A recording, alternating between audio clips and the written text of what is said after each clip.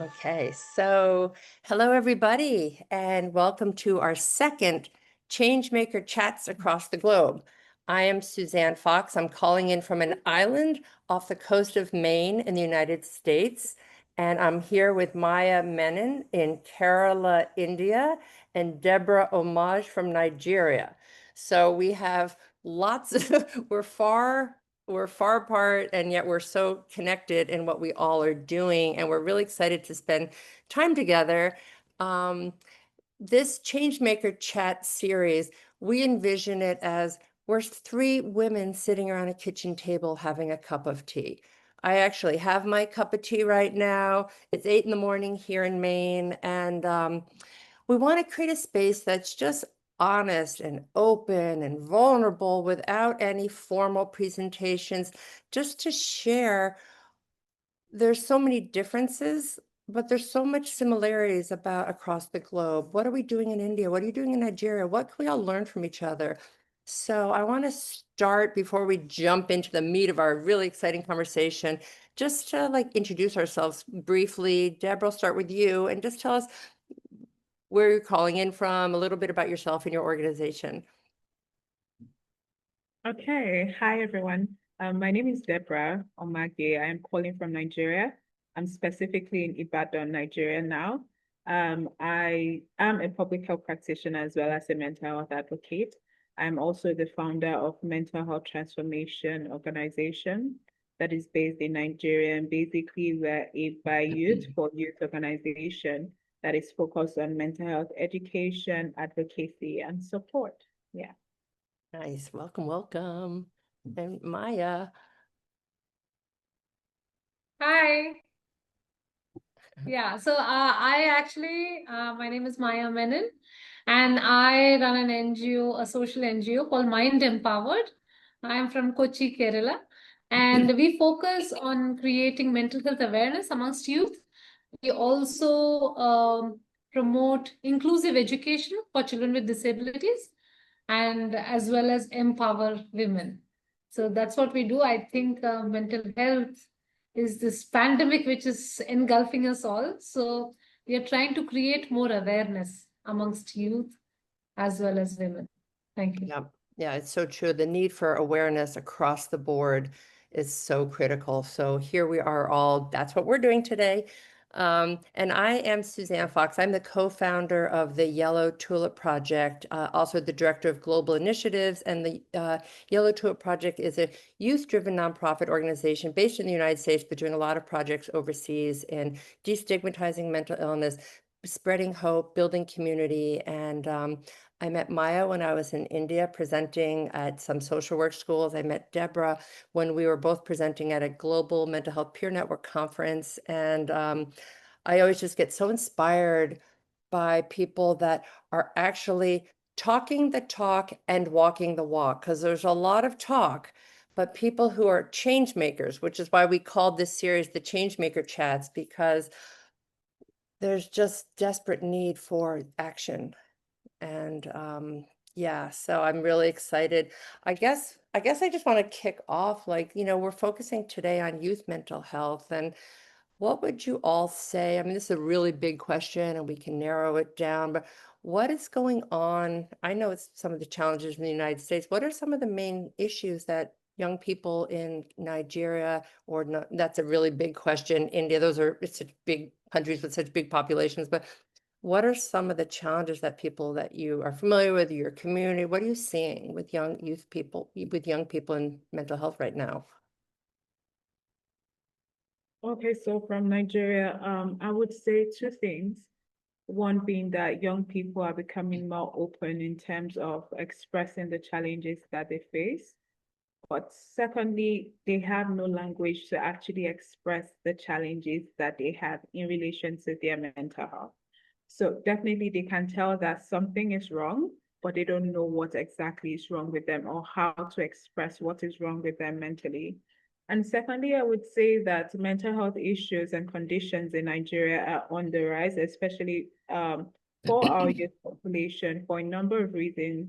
Talk about the economic situation, talk about the fact that, the environment, whether academic environment, the family environment, all of it all together are not really helpful when it comes to youth mental health. And so depression is on the rise, anxiety is on the rise, suicidal ideation and suicide is actually on the rise in Nigeria among the youth population. Yeah. Mm. Maya, I saw you're nodding your head. Would you just agree that it's similar in India? Yeah. So here again, just like Deborah said, the youth understands, but the stigma attached to mental health is so huge, right? Like they are hesitant to talk about it, right? And even if they understand, they especially like Gen Z, the college goers, they do not have the resources financially also, and even otherwise, like to actually figure out what to do.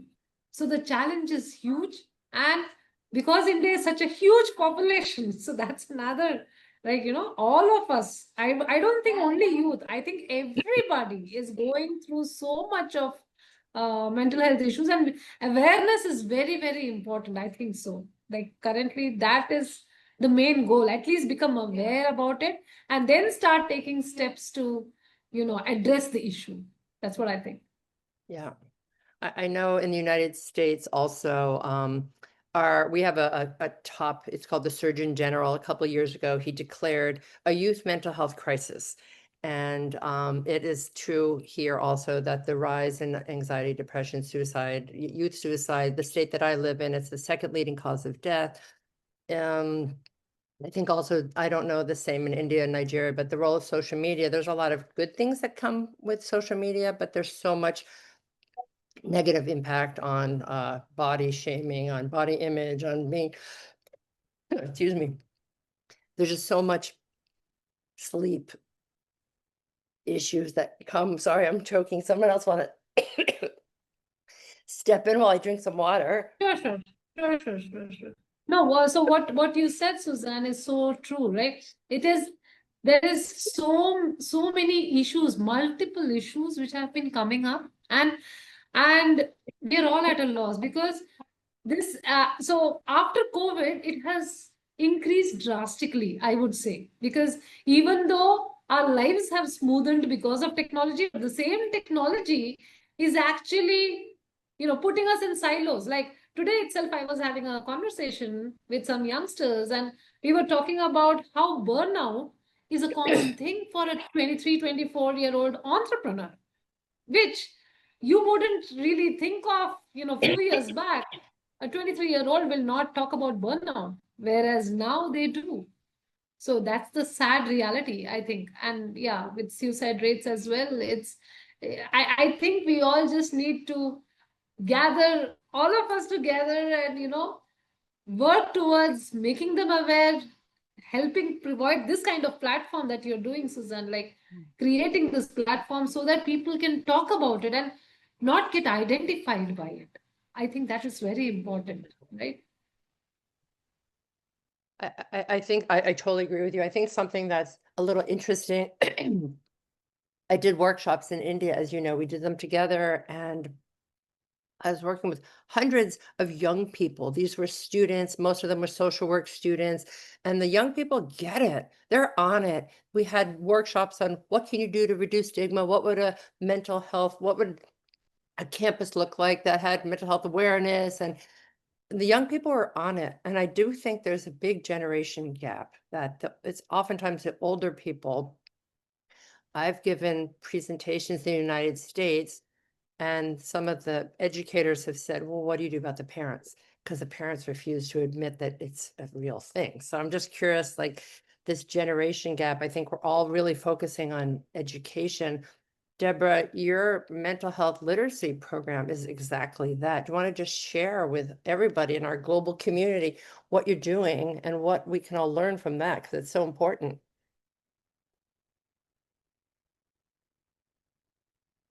Okay, so with our mental health literacy program, it's basically our flagship program in the nonprofit organization. And first of all, people ask why mental health literacy?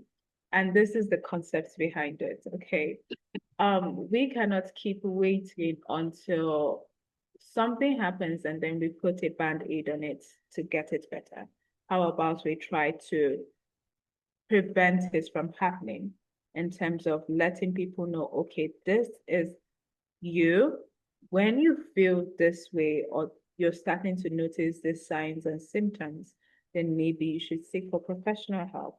Okay, at this point, I think mental health first aid can still help. There's no need for you to take it up or escalate it up to the point of a professional for now.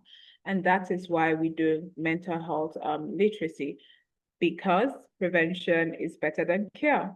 So what we do with our mental health literacy program is actually in three phases. We have the teacher training aspect of it, the general mental health awareness session aspect of it rather, and finally the mental health clubs aspect of it. So for the teacher training aspect of it, what we do is we go to, no, I think I should start with the student aspect before taking it to the teachers aspect. So for the general student awareness sessions we do, we basically, go to schools, basically where we meet, where we find the youth population more, which is in schools here, because they spend most of their days and their time in the educational system. So it's just the best way to reach them. We go to schools, whether secondary schools or the higher institutions, to, educate them generally about mental health, tell them what mental health is, talk about the signs and symptoms, talk about mental health first aid, talk about places they can actually go to seek help. Because again, over time, we've realized that, okay, to some extent, they're becoming more aware, but they don't know where to go to seek help. And the question always still arises of, I don't have money. How am I able to pay for the services because they are expensive? So that is one aspect, which is the general student awareness session. We just go, introduce them to the topic of mental health, tell them about the basics that everyone should know when it comes to mental health.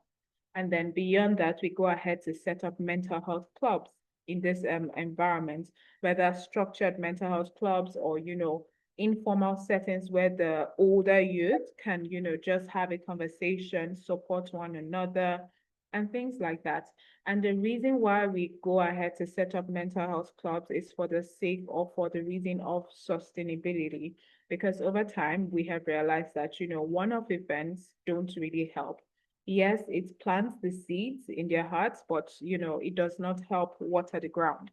We need to do more in terms of teaching them in such a way that they learn and then they are able to teach others in their communities. So it's basically uses the training of trainer model. That is how the mental health clubs function. And then finally, we top it up with teacher training. That is, we go ahead to we educate the teachers about mental health first aid, trauma-informed care, and also generally about mental health awareness. Why do we do this? Is because we've realized over time that if we concentrate on the students alone and not help the environment or educate the environment which they find themselves in, it ends up worsening the issue rather than helping it. Because now we have taught them that, okay, this is the language to use. This is when you know you should meet with a counselor in your school. This is when you know you should speak up and tell a teacher or talk to your parents that, oh, you're not feeling well mentally. But if the environment, that is now the teachers or the parents around them, don't understand what they're saying, it just ends up frustrating the youth population more rather than, helping them, because it now turns into, I have this issue, I've spoken up, but no one understands me, no one gets what I'm trying to say. So basically, that is how our model works with mental health literacy, and we do our best to do it both, physically and digitally as well. Yeah. Deborah, do you do adult education also for the parents? Do you do that yet? Because as we Oh. said, that's like a big piece that needs to. Most definitely. So we have not started doing that yet, but it's something that we hope to do. It's just with reaching that population right now, it's a bit difficult in terms of the spaces where we find them. Now, over here in Nigeria, Nigeria is a very much religious country. And so if you want to find parents or the older population, you either have to meet them in the faith institutions, that is either churches or mosques or wherever it is that they worship, and their places of work. So trying to break through into that community is something that, we're still trying to find our way around. Yeah. Yeah, that is so important. I like what you said about the continued, there's an expression that we use, one and done, like did it one time and we're done, one and done. Like a lot of places have, we had a mental health professional come in for one day and give a talk. And that's not enough. It needs to be all day, every day. Keep doing these programs in different ways, inspire the young people to get involved, inspire the teachers, the educators, the parents. It's not one and done, it's constant. And yeah, Maya, I think you're doing like, it's interesting because Maya and I, neither one of us come from mental health backgrounds. We both come from, wait, what is going on? Something has to be done. And Maya, I love how, like, maybe just share a little bit about, you were talking, was it computer science, or you were giving talks with students not at all about mental health, but realizing we need to bring in these conversations. That's pretty cool that you did that. Yeah, so actually, Deborah, I was a computer engineer. Went on to become a teacher in a college, and yeah, teaching engineering students and post undergrads and postgrads, and teaching them technology. And then I started this along with my sister, Srila Menon. I started this organization, Mind Empowered. So that's my journey. And I was just telling Suzanne, like initially, I say, okay, we need to spread this awareness everywhere. So let's just go to colleges and talk. And I go to college, I give a free mental health awareness class for our students and everything. And they're like, nah, our students are sorted, no worries. And then if I'm like, okay, so what about, tech classes? So they'll welcome tech classes. And, even they're with open hands. So I was like, we need to, so what I do, I give tech classes, but I also intersperse mental health, how important it is amongst that. Because see, if we have to work to break the stigma, we have to work with the system. And for that, people have to realize that it is so important. Like that, for me, I would say it's the most important thing, mental health, right? Your mental health is sorted, everything else will fall into place. But for people to realize that, right? Even simple thing, it could be from depression to burnout to anxiety to anything. To realize that realization is the first, and then you address the issue. That's another set of, that's another hurdle altogether. So we say there are 3 A's, the awareness first. So once you know that you become aware it is, then you have to address it. So and accept it. That is very important. That because we have this image about ourselves, and then when we realize that, okay, this can happen to me, I can, there are these things that you have to accept about yourself and feel okay with it, yourself or your near and dear ones. And that's a longer journey to accept. And then finally, after accepting, to reach out for help, right? Ask for help. That's a third A. That is so difficult, especially not because they don't want to ask for help, but because in the community is such a stigma. You don't want to be defined by it. You don't want people to, isolate you or address you by things like, because and I don't know how it is in Nigeria or in US, but like here initially, now I wouldn't say, but initially movies and all would just make, it would be very casually taken. Mental health would not be, but nowadays I'm glad to say that a lot of, like in Gen Z as well as in our interactions with everybody, this scenario is changing. But yes, we are still not yet there. It's a long way away. So so that's what we all need to work towards. This is my main thing. Yeah. And that's what we want to bring in.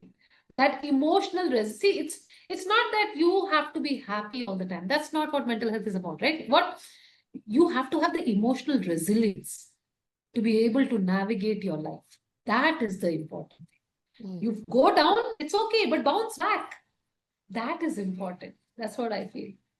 Yeah. There's like two big challenges. The stigma obviously is huge. Our tagline at the Yellow Tool Project is smash the stigma. And yet the other issue is that if people are more comfortable to talk about their mental health, then you have the added challenge of there's not enough resources. It's hard to get a therapist. You have to pay, like Deborah, you're saying. So it's really complicated. But I definitely feel that at least here in the United States, it's getting better without a question. 10 years ago, when my daughter and I started the Yellow Tulip Project, nobody was talking about mental health, mental illness. And now we've had very famous actors, singers, athletes talking. It's a little more uh, accepted, comfortable to talk about mental health, but still not there yet at all. And I did a master's program in Edinburgh last year, global mental health. And stigma is the number one area that keeps people globally from getting the help that they need. So we definitely have a long way to go. Deborah, I'm just wondering about, because we have an ambassador program. Young people, if you want to get involved, your voices matter, become an ambassador for the Yellow Tulip Project, bring it to your school. Here's your kit, how to do it. And then these young people, because there's a lot of talk about youth voices mattering, but sometimes like, well, where are the youth voices? Why are they not here? And that's why you're here today, because you're an amazing activist, mental health activist, change maker. And do you feel that the mental health clubs that you have, are they run by the teachers, the educators, or what agency do the young people have in bringing change to their schools? Like, how do you train the young people to feel that their voices are heard and that their voices matter? Because that is kind of critical in addressing youth mental health, is empowering young people to feel that their voices matter and that they can make a difference. I'm just curious for both of you. Okay, so there are two ways we do it. One, in terms of the mental health club, but firstly, we plant the seeds in when we have mental health awareness sessions with them. So there's something that we always do, depending on whoever from our organization would be facilitating a general awareness session. So we always let them know that it's important to use your voice through telling our own stories. So eventually, after, we've done the general awareness session, taught them what mental health is, taught them about the signs and symptoms and all of that, we always end it with, this is why we are here. This is what we went through. This is how we spoke up, and this is how change is being made. So now how we empower them, or how they're able to take it up from there, is through the mental health clubs. So most definitely, first, we train the teachers in the schools to, deliver the curriculum which we have. And then from there, we have certain, activities, certain modules where it would be focused on the students. So the students will lead it and the teachers would sit back and just be in the background. So they are now empowered, to be able to teach mental health, create awareness in their school society, in their communities. And if at the end of the day, they choose to do a project, they tell us about it. If we're able to support as much as we can, being that we are in a low resource setting, and, funding and resources when it comes to mental health is something that it's still coming to life in our own society and time. We try to use the little we have to do as many big things as possible. So we ensure that whatever activity that is being carried out is low resource, so that even if beyond maybe they've graduated from the club or they've graduated from that school, they can always find a way to go about, replicating it in any society that they find themselves in.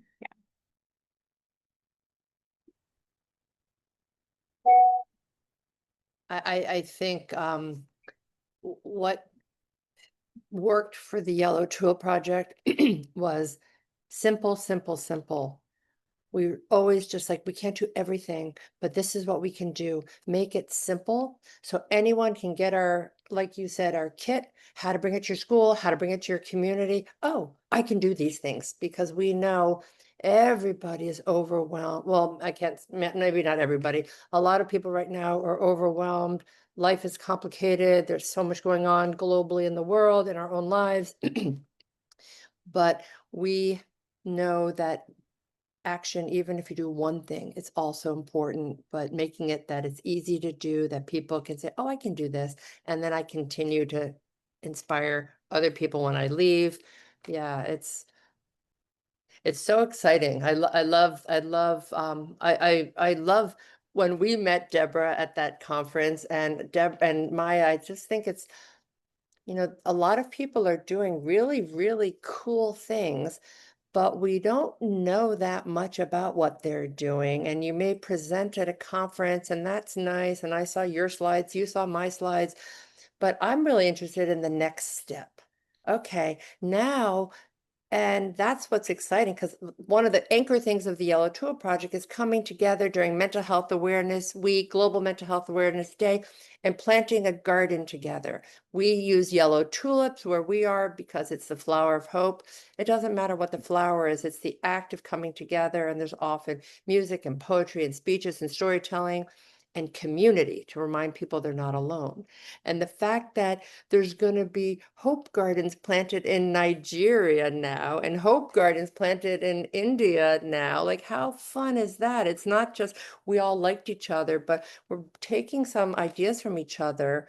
And the mental health literacy, like that is so important. Like I love the thought of doing joint education workshops together or anything that happens next. But I think bringing the intercultural, cross-cultural perspective is so interesting and so needed. And I think, Deborah, we had that call with your young youth team and our youth team and our youth leaders, like, gosh, that was fun. It's cool to not just be in our little bubble and you're in your little bubble. So I'd love to, do these Changemaker chats across the globe with young people, and they can host, there's so many things that we can keep doing, but you got to start somewhere, right?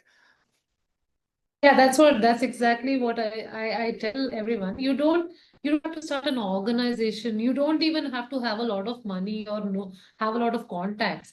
You just have to have a pure intention of helping someone.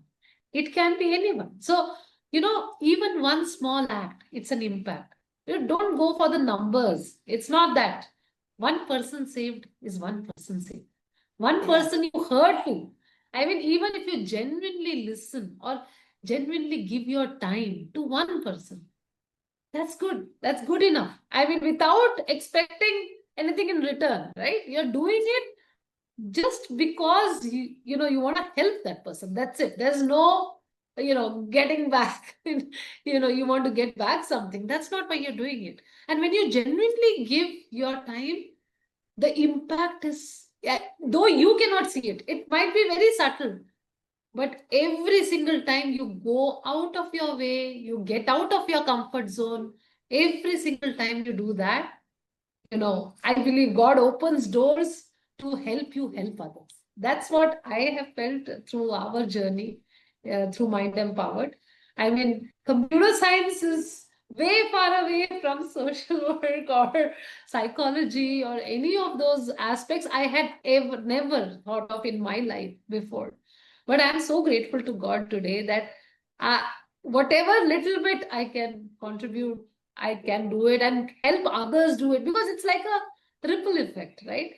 You see someone do, you learn from everyone.